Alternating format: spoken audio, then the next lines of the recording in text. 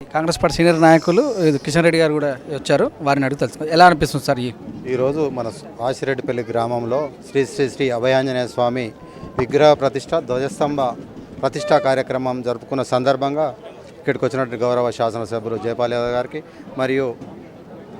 ఈ యొక్క కార్యక్రమానికి ప్రధాన కారకుడైనటువంటి ఎన్ఆర్ఐ అయినటువంటి ఈ గ్రామ వాస్తవ్యులు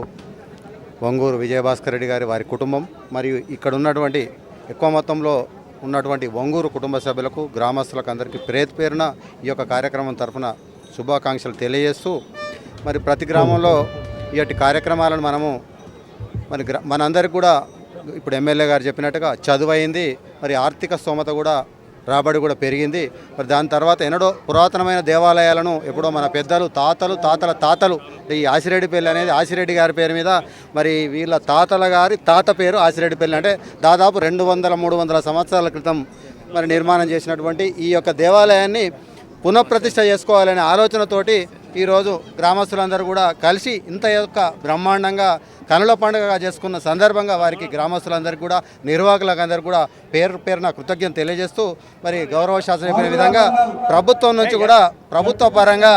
సహాయ సహకారాలు దేవాలయ అభివృద్ధి కూడా జరగాలని వారు కూడా ప్రభుత్వం తరఫున చొరవ తీసుకొని శాసనసభ కానీ ఇతర కార్యక్రమాల్లో కానీ మరి